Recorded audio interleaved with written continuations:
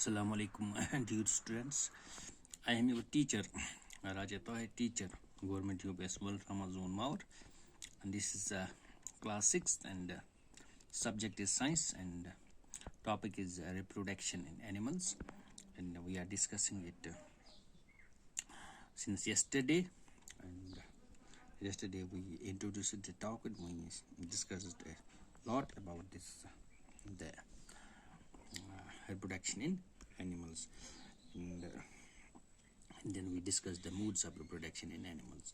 जैसे कि हमने कल इसके बारे में पढ़ा, तो आज हम जैसे कि मैंने आपको बताया, like a digestive system, like circulatory system, like excretory system, like nervous system and respiratory system in our body, there is another system which is very much important as other systems in the body, and that is a reproductive system, and which help us, which facilitates the living organisms to these animals or these human beings to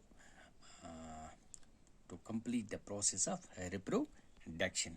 तो एक बाज़ाब्ता एक निज़ाम हमारी body में भी, human में भी इसी तरह है जैसे बाकी सिस्टम्स है, and there are the associate parts of this reproductive system in our body. जैसे कि बाकी सिस्टम्स के अपने अपने पार्ट्स है, डाइजेस्टिव सिस्टम्स के अपने पार्ट्स है, जैसे स्टमक है, इंटेस्टाइन्स है, गॉल ब्लैडर है, इस ईसोफेगस है, टंग है, इस लार्ज इंटेस्टाइन्स है, पेनक्रियाज है, लिवर है.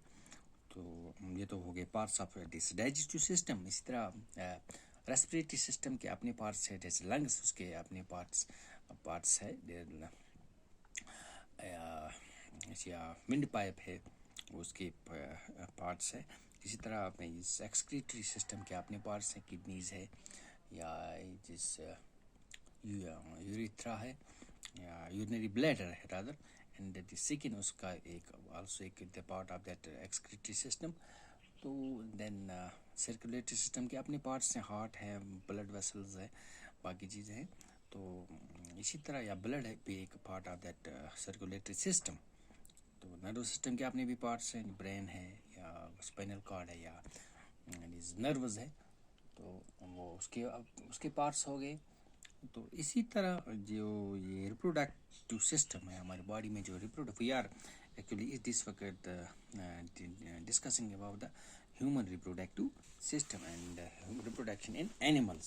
And as we humans are also largely, when we grouped whole living creatures in the universe. Firstly, we divide it into two main groups, that is animals and plants, and we fall in that animal group. And although no doubt we are human beings, but biologically we fall in that group. तो हम उस group में आते हैं. तो इस वक्त हम ह्यूमन रिप्रोडक्शन के बारे में बात करें, एनिमल रिप्रोडक्शन के बारे में बात कर रहे हैं.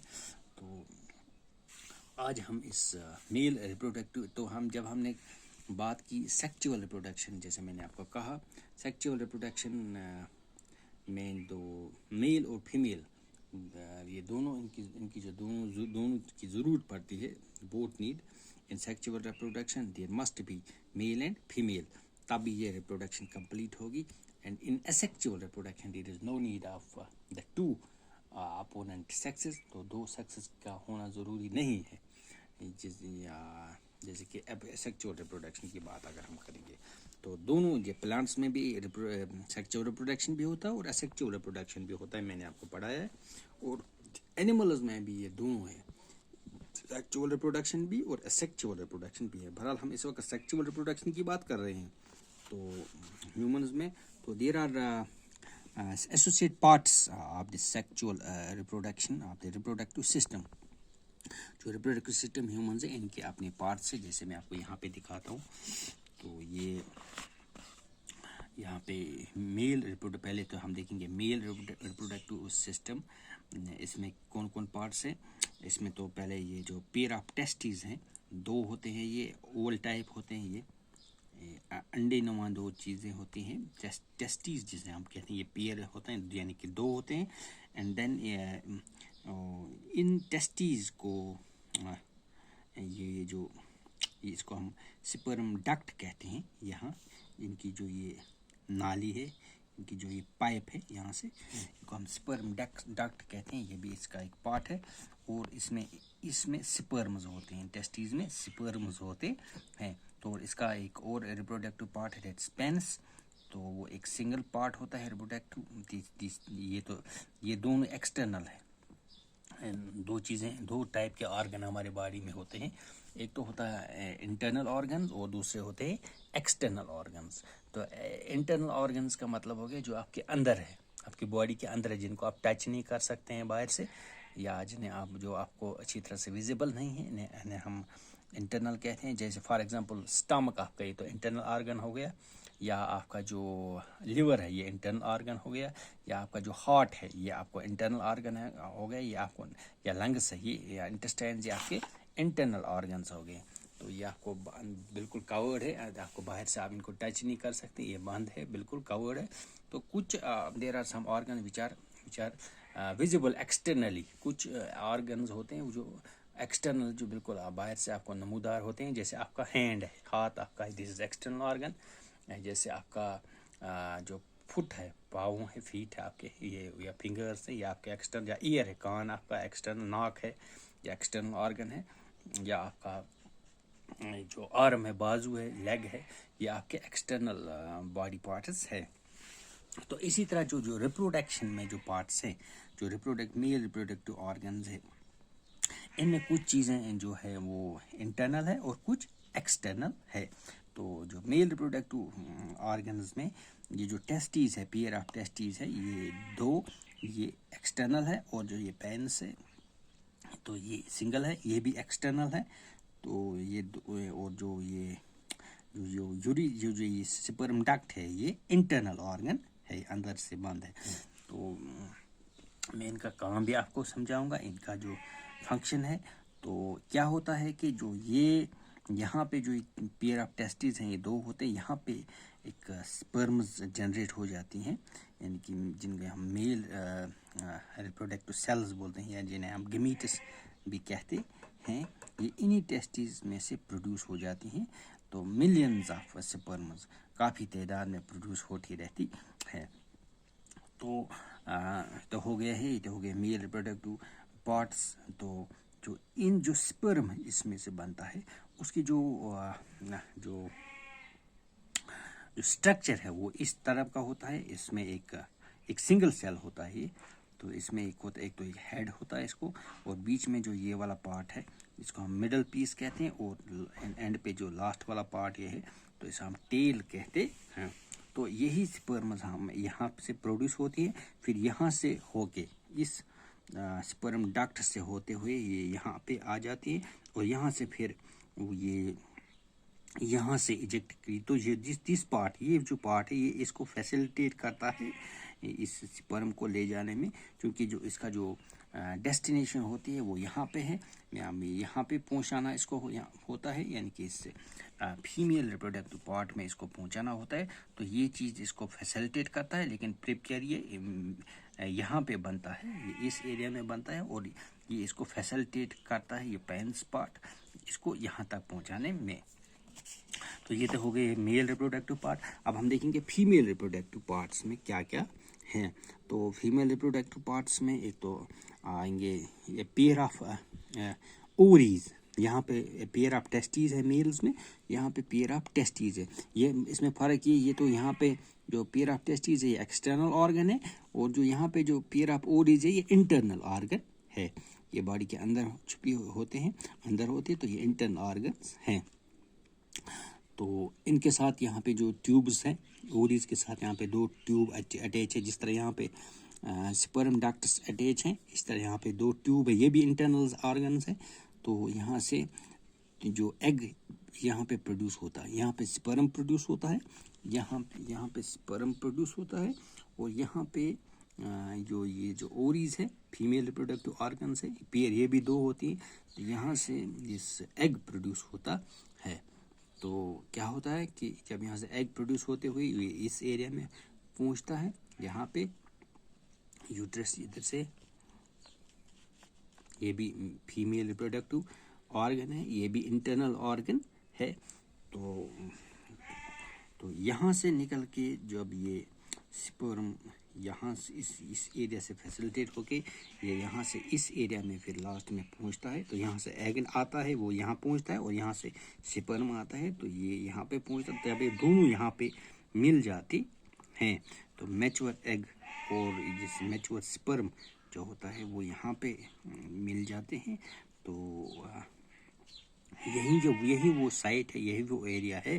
تو جسے ہم جہاں پہ ایک بیبی پروڈیوس ہوتا ہے, ایک بچہ پھر جو بن جاتا ہے, وہ اسی ایریا میں بن جاتا ہے. لیکن یہ شرط ہے کہ جب اس کا یہاں سے جو میل ریپروڈکٹیو پارٹ سے ٹیسٹیز سے سپرم ہوتے ہوئے وہ یہاں پہ پہنچ جائے, اور یہاں سے جو ایگ میچور ایگ یہاں سے نکلے, تو یہ دو جب یہاں پہ ملیں گے تو اسی ایریا پہ پھر اس کو فرٹیلائزیشن کہتے ہیں ہم اس پروسیس کو. جب یہ دو مل جاتے ہیں تو پھر یہی فرٹیلائزڈ ایگ آہستہ آہستہ زائگوٹ بن جاتا ہے.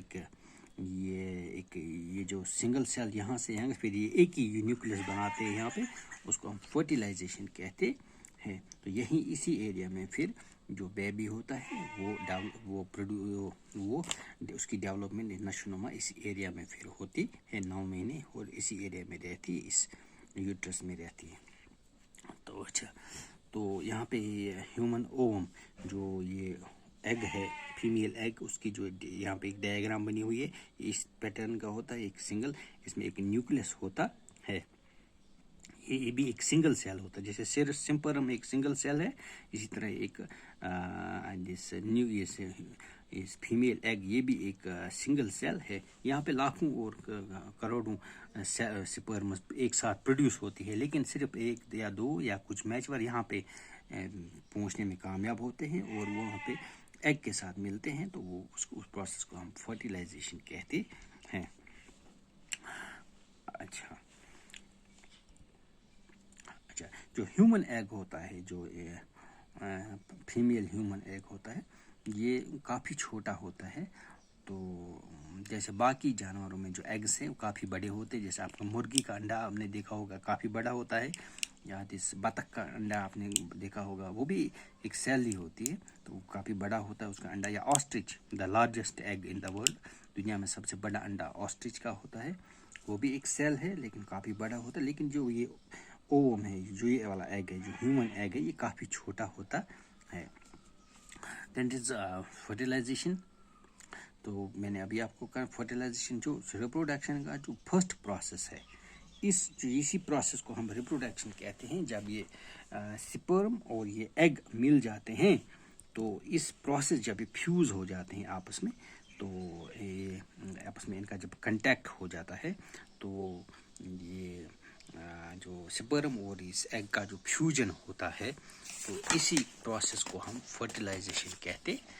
دا process of fusion, we can say fertilization is the process of fusion of male sperm and female ovum یعنی کہ ایگ. تو ان کا جو ملن ہو جاتا ہے تو اس کو ہم فرٹیلائزیشن کہتے ہیں. تو فرٹیلائزیشن کے دوران یہ جو سپرم کا جو نیوکلی ہوتا ہے اور جو ایگ کا جو نیوکلس ہوتا ہے, یہ آپس میں دیکھیے یہاں پہ یہ فیمیل ایگ ہے, اووم ہے, اور یہاں سے یہ سپرم آ رہے ہیں, اور یہاں پہ یہ جب ملیں گے یہ پھر ایک سنگل نیوکلس بنائیں گے. یہ پھر ایک ہی نیوکلس ان کا بنے گا, اس کا اور اس کا مکس ہو جائے گا, تو ایک ہی نیوکلس کا بنے گا. تو اس والے پروسیس کو جب ہم یہ ہو جائے گا, ان کا اور ان کا آپس میں ملنا فرٹیلائزیشن کہلاتا ہے. This process the process of fusion of sperm and Om اور گیمیٹ اور Om is called this fertilisation. And when the fertilization takes place and this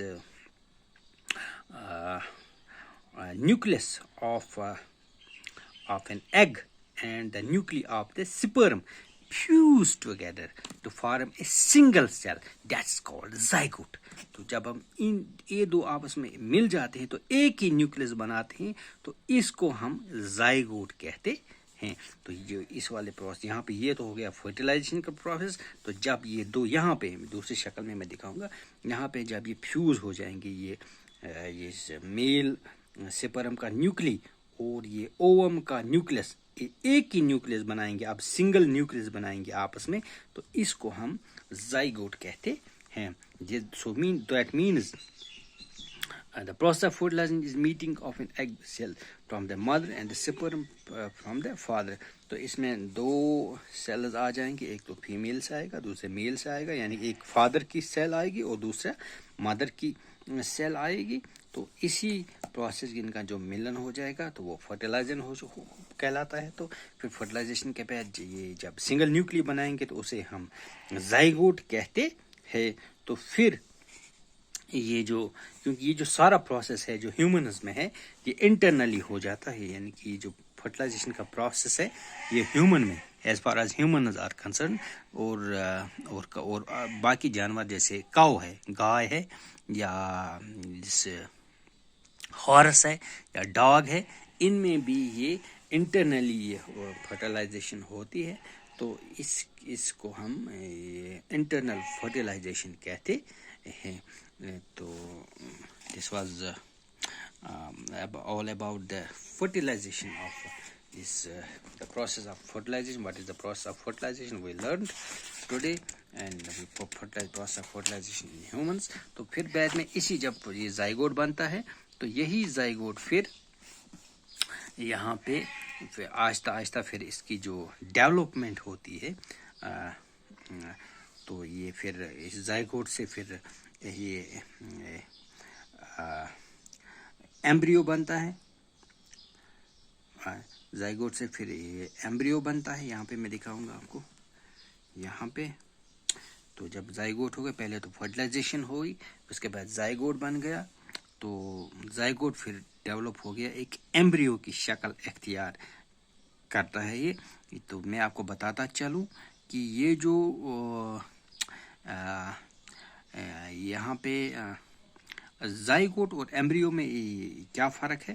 zygote ہے, یہاں پہ صرف آپ کو سیلز دو ہی دکھائی دیں گے, اس میں کوئی ویل ڈیولپڈ اسٹرکچر آپ کو نہیں نمودار ہوتا ہے. لیکن جب ایمبریو بنتا ہے تو اس کی ایک تھوڑی شیپ بن جاتی ہے, ایک بیبی کا ایک شیپ سٹارٹ بننا شروع ہو جاتا ہے. تو اس سٹیج کو ہم ایمبریو کہتے ہیں. تو جو کہ ڈیولپنگ زائگوٹ ہوتا ہے, زائگوٹ کی جو فردر ڈیولپمنٹس ہوتی ہے وہ پھر ایمبریو کی شکل اختیار کرتی ہے. تو اس سے یہ کہتے ہیں جو ان کی جو زائگوٹ کو سیلز وغیرہ ڈیوائڈ ہوتے جاتی ہے, پھر ان کی جو گروپس ہوتے ہیں اور باقی ان کی جو ٹیشوز اور آرگنز بننا شروع ہو جاتے ہیں, تو اسی پروسیس کو اسی سٹیج کو ہم ایمبریو کہتے ہیں. تو یہ ایمبریو جو ہے یہ پورے اس یوٹرس کے اندر ہی ڈیولپ ہو جاتا ہے. پوری جو فردر ڈیولپمنٹ ہوتی ہے اس کی وہ اسی یوٹرس میں رہتی ہے. تو پھر اس کے بعد اس کی باقی جو ایمبریو ہے پھر اس کے بعد اس کی اور ڈیولپمنٹس ہو جاتی ہے. تو پھر آہستہ آہستہ اس کے باڈی پارٹس بننے شروع ہو جاتے ہیں, جیسے اس کے جو ہینڈز ہو جائیں گے, یا ہیڈ ہے, یا آئیز ہے, یا ایئرس وغیرہ ہے.